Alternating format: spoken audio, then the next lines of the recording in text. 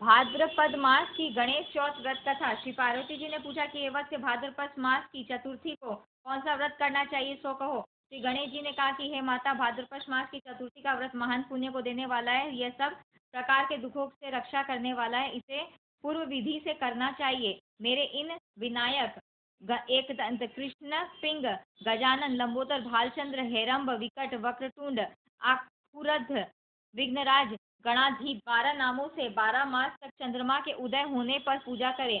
अब इस व्रत की कथा का वर्णन करता हूँ, सो सुनो। पुरातन काल में अत्यंत श्रेष्ठ नल नामक राजा था। उसके दमयंती नाम की रानी थी। भाग्यवश राजा और रानी राज्य भ्रष्ट हो गए और अनेकों दुखों से पीड़ित होकर जंगल में विचरण करने लगे। दुख के कारण एक दिन राजा नल अपनी रानी दमयंती को अकेले में सोती छोड़कर चले गए। तब दमयंती ने इस व्रत को किया, जिससे उसे पुण्य राजा नल प्राप्त हो गए।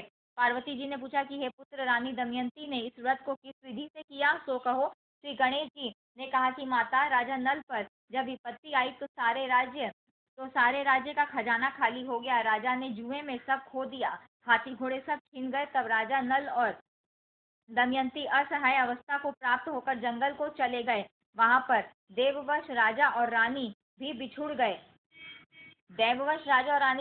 राजा रानी अलग अलग घूमने लगे। विचरण करते हुए एक समय दमयंती को ऋषि सरभंग के दर्शन हुए।